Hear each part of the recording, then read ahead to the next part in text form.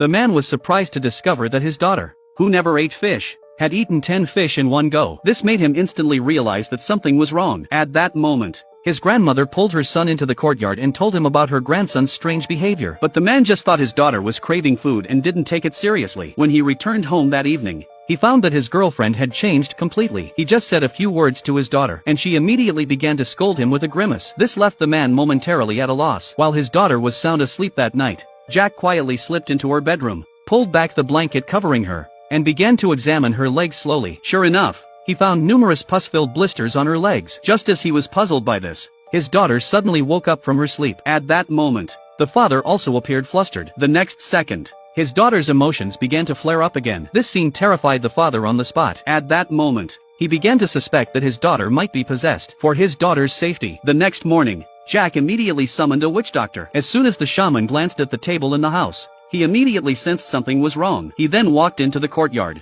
searching for something. Ultimately, the shaman fixed his gaze on 3 large jars in the courtyard. He quickly instructed the man to remove the lid from the jar covered with a red basin. As the jar broke, a dead crow appeared inside it. It was clear that someone had intentionally cast a spell on the little girl to help the girl drive away the evil spirits. The witch doctor immediately began performing a ritual in the courtyard. Unexpectedly, when the little girl saw this, she began to struggle violently. After the exorcism ritual was successfully completed, the little girl fell into a deep coma. The shaman said that the little girl might have seen someone she shouldn't have seen recently. It was probably that person who cast the spell on the girl. Thinking of the strange Japanese man living on the mountain, Jack suddenly realized something was wrong. It turned out that since the Japanese man moved to the village, more than 10 people in the village had died mysteriously one after another. He believed that it was probably the Japanese man who was behind it. The shaman said that to stop the tragedy from continuing, either the Japanese man must be expelled from the village, or he must be killed. With Jack's verbal support, the shaman decided to perform the exorcism the following evening. Unbeknownst to them,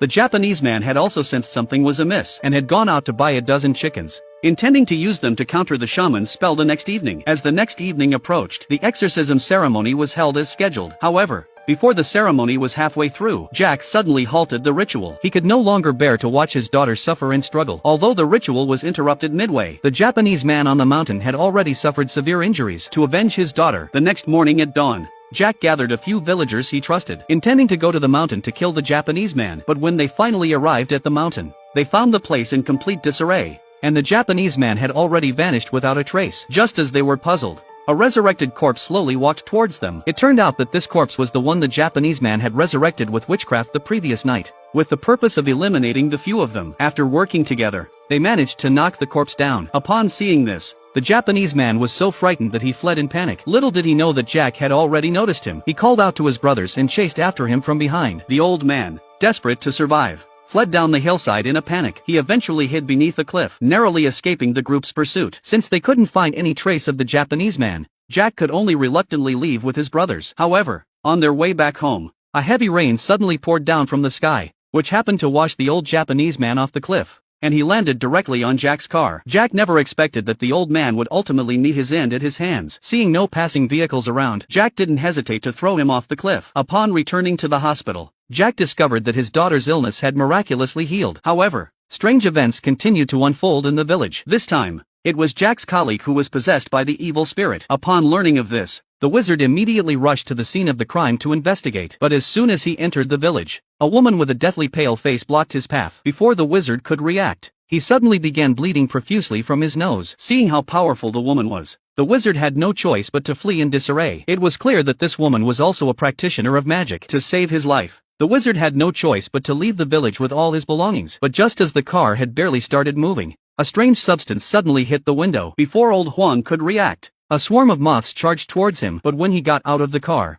the moths had mysteriously disappeared. It was only then that the witch realized that the moths had blocked his path to prevent him from leaving. With no other choice, he drove back to where he had come from. He then called Jack and told him to hurry home and look for his daughter, saying that she was in mortal danger. He also said that they had misunderstood the Japanese man, and that it was all the work of the white-clad female devil. Upon hearing this, Jack rushed to his daughter's room. Sure enough, upon opening the door, he found that his daughter had indeed mysteriously vanished. Just as he was about to run out of the house to search for his daughter, a pale-faced young girl blocked his path, warning him not to go home under any circumstances, or else his entire family would die. This left Jack deeply puzzled. He couldn't understand why he couldn't go home. Unexpectedly, The girl said that the Japanese man he had pushed off the cliff was not dead. He was a devil who could be resurrected infinitely. His daughter had disappeared because her mind had been controlled by the devil. Now he was waiting for the devil to arrive. Just as Jack was too scared to move, he suddenly received a call from the wizard. The wizard told him to hurry home, or he would never see his daughter again. But then the young girl told him not to believe the wizard's words. She said the wizard and the old Japanese man were in cahoots. Only after the village rooster crowed 3 times would the demon be killed,